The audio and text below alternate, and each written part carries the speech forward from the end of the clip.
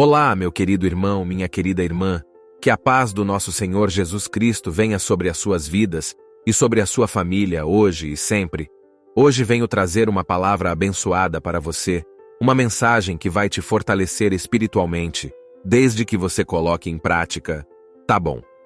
Eu tenho certeza essa mensagem veio do coração de Deus para o seu coração. Então fique comigo até o final, e se você ainda não é inscrito no meu canal, clica no botão abaixo do vídeo, inscrever-se, e do lado vai aparecer um sininho.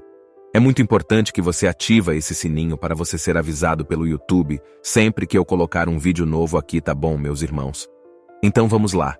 Em algum momento você já parou e se perguntou se aquilo que você está fazendo pode ser pecado ou não? Todos os dias eu recebo mensagens de pessoas fazendo perguntas assim. Existem várias práticas que a Bíblia condena até os dias de hoje. E mesmo assim a gente acaba errando até mesmo sem saber. Vou mostrar para vocês nesse vídeo. Vou te mostrar também 8 coisas que Deus condena e que você precisa parar de fazer urgentemente. Algumas coisas que eu vou te falar aqui vai te confrontar, mas será para o seu bem, ok? Então vamos começar primeiro coisa.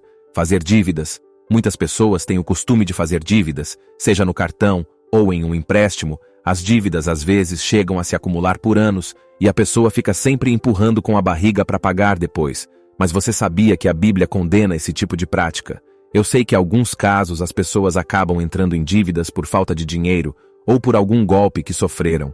Mas na maioria das vezes as dívidas são frutos de um descontrole nos gastos do dia a dia. Imagina só você ser um cristão e ter o nome sujo no Serasa.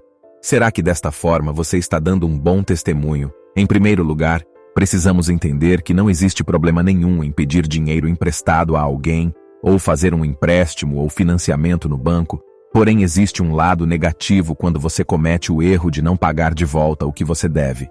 Em Provérbios, capítulo 22, versículo 7, a Bíblia chama os devedores de escravos, ou seja, se você é um escravo, até que você paga a sua dívida.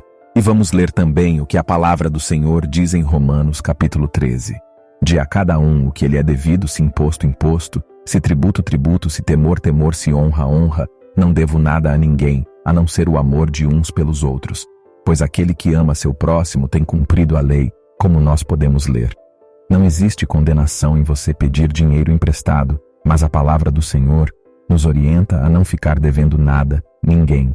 E se por acaso você já estiver devendo, o meu conselho é que você procure uma forma de pagar o mais rápido possível para que você viva uma vida tranquila e sem dor de cabeça. E caso ainda não tenha condições de pagar, não fuja do problema. Em vez disso, procure a pessoa a quem você deve e explique a sua situação. Esta é a melhor maneira de você dar um bom testemunho cristão. Segunda coisa, é errado mencionar o nome de Deus em vão.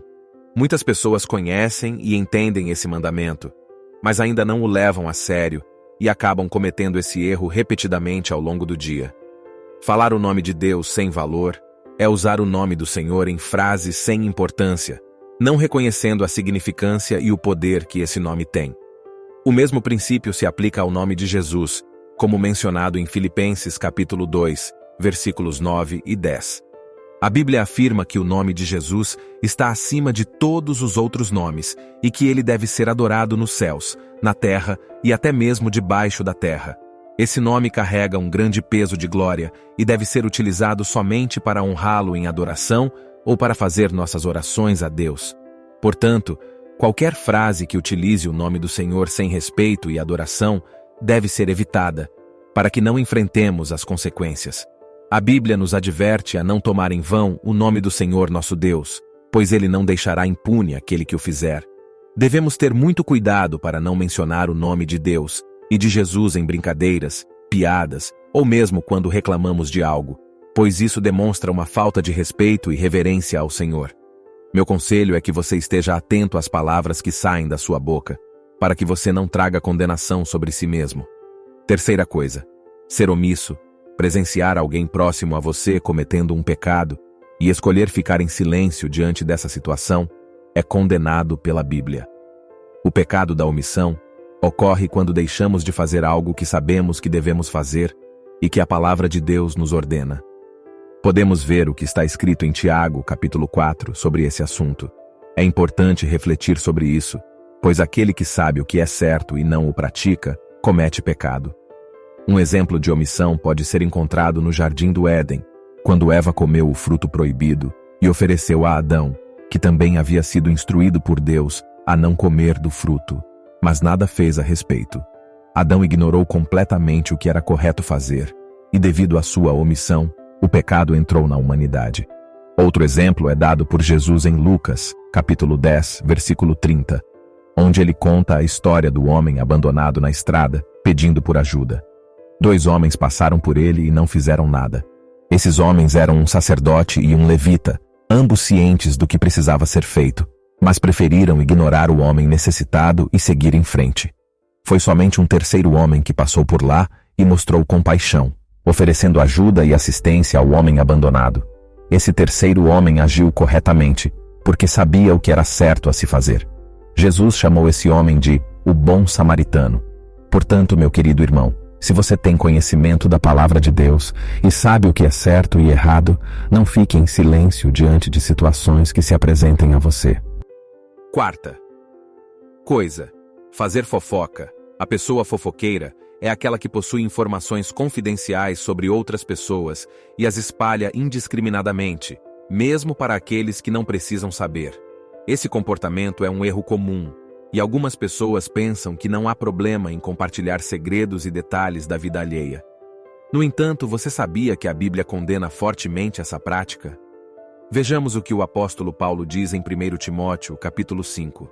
Ao se referir às pessoas fofoqueiras, elas aprendem a ser ociosas, percorrendo de casa em casa, e não se tornam apenas ociosas, mas também fofoqueiras e indiscretas, falando coisas que não devem. Outro versículo bíblico que aborda a questão da fofoca pode ser encontrado em Provérbios, capítulo 11, versículo 13, onde afirma que o fofoqueiro não é confiável. Em outras palavras, se você gosta de ouvir fofocas sobre os outros, tome muito cuidado, pois essa mesma pessoa pode estar espalhando fofocas sobre você. Muitas amizades, relacionamentos e alianças já foram destruídos por causa da fofoca, e aqueles que se envolvem nesse comportamento só causam confusão, raiva e amargura. Em Provérbios 21, a Bíblia nos ensina que aquele que controla sua boca e língua protege sua alma das angústias.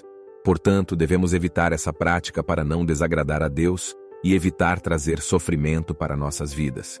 Quinta coisa, ser hipócrita. Envolve 2 formas distintas de comportamento. A primeira é proclamar acreditar em algo e agir de forma completamente oposta. A segunda forma é apontar as falhas dos outros enquanto se esquece dos próprios erros.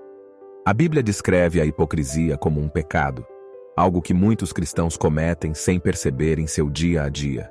Vamos considerar o que Jesus disse em Mateus, capítulo 7. Ele questiona por que alguém se preocupa com o cisco no olho do irmão, ignorando a trave em seu próprio olho. Como alguém pode dizer ao irmão para remover o cisco de seu olho quando há um cisco maior no seu? Jesus não está dizendo que é errado se opor ao pecado do irmão. Sua mensagem principal é que não devemos nos orgulhar ou nos considerar superiores a ponto de criticar os erros alheios. Antes de ter autoridade para falar sobre o irmão, é necessário corrigir nossas próprias falhas. Além disso, é crucial avaliar nossas próprias atitudes. Em 1 João, capítulo 1, é dito que aquele que alega ter comunhão com Deus, mas continua a andar em trevas, está mentindo e não vive a verdade. Em outras palavras, essa pessoa é hipócrita. Portanto, querido irmão ou irmã, esteja atento se o que você diz é de fato praticado por você. Caso contrário, você pode estar cometendo o pecado da hipocrisia. Sexta coisa. Falar palavrões. É um erro conhecido pela maioria dos cristãos como um pecado. Porém, mesmo assim, alguns ainda persistem em cometê-lo. A Bíblia deixa claro que proferir palavrões, amaldiçoar ou xingar alguém é um grave equívoco. Vejamos o que está escrito em Efésios, capítulo 4, versículo 29. Que nenhuma palavra suja saia da boca de vocês, mas apenas a que for útil para edificar os outros, conforme a necessidade, para que conceda graça aos que a ouvem. Jesus afirmou que a boca fala do que o coração está cheio. Em outras palavras, se alguém não tem uma vida de comunhão com Deus e enche o coração com coisas negativas, é comum que palavrões ou xingamentos saiam de sua boca. Quando isso ocorre, a pessoa está evidenciando que em seu coração existem outros pecados que estão contaminando sua vida. A Bíblia nos adverte a ficar atentos ao que falamos em diversas passagens. Por exemplo, em Tiago, capítulo 3, está escrito que é impossível que de uma mesma fonte saiam água doce e amarga. Isso significa que da mesma boca pela qual louvamos e glorificamos a Deus, jamais deveria sair um palavrão. Caso isso aconteça, devemos pedir perdão a Deus e solicitar sua ajuda para identificar nosso erro e purificar nossa boca dos palavrões que estamos acostumados a dizer. Sétima coisa: ser orgulhoso. Existem duas formas de orgulho: aquela que Deus condena e aquela que sentimos ao fazer algo bem feito, como nos orgulharmos de nossos filhos ou de alguém que conquistou algo. Esse tipo de orgulho não é pecaminoso. O orgulho que Deus condena é a crença de que estamos sempre certos e nunca precisamos pedir desculpas por nossos erros. Uma pessoa orgulhosa evita ser confrontada por seus erros, pois acredita que tudo o que faz tem uma justificativa. No entanto, a Bíblia revela que o orgulho pode afastar uma pessoa completamente de Deus. O próprio Lúcifer foi enganado pelo orgulho, acreditando que sua beleza e atributos poderiam colocá-lo no lugar de Deus. Provérbios, capítulo 16, diz: "O orgulho vem antes da destruição. O espírito de vaidade vem antes da queda. Melhor é ter espírito humilde entre os oprimidos do que partilhar as riquezas dos orgulhosos." A Bíblia é clara ao condenar o orgulho, pois seu destino sempre será a destruição e a queda. Portanto, devemos confiar em Deus e reconhecer que precisamos uns dos outros. Última coisa: olhar para outras pessoas com desejos impuros é um pecado. Ficar fixado em uma mulher ou um homem e alimentar pensamentos de desejo é considerado um pecado no mesmo nível do adultério no casamento. Muitas pessoas consideram isso inofensivo e acham normal dar uma rápida olhada. Entendo que vivemos em um mundo onde estamos expostos a diversas situações e as pessoas se vestem livremente, algumas vezes com o objetivo de chamar a atenção. No entanto, há uma diferença entre simplesmente olhar e olhar com desejo. Jesus falou sobre isso em Mateus, capítulo 5, 28. "Eu lhes digo que qualquer um que olhar para uma mulher com desejo, já cometeu adultério com ela em seu coração." Essa orientação de Cristo não se refere apenas a olhar alguém na rua, mas também a desejos relacionados à pornografia. Muitas pessoas acreditam que apenas imaginar tais situações em seus pensamentos não causará mal a ninguém. No entanto, a Bíblia é clara ao afirmar que essa prática causa danos à mente e ao coração. Além disso, aqueles que cometem esse pecado sem se arrepender não herdarão o reino de Deus, como está escrito em 1 Coríntios, capítulo 6, versículo 9. Irmãos, neste vídeo mencionei 8 coisas que a Bíblia condena. É claro que existem muitos outros pecados, mas meu objetivo é mostrar que todos devemos nos arrepender e crer na salvação conquistada por Cristo na cruz. A Bíblia nos diz que ninguém pode ser salvo por seus próprios méritos, mas somente pela graça de Deus, por meio da fé. Portanto, se você identificou que algum desses pecados faz parte de sua vida, peça perdão agora mesmo e volte para Deus, que está de braços abertos para recebê-lo. Amém. Que Deus te abençoe. Aguardo você no próximo vídeo.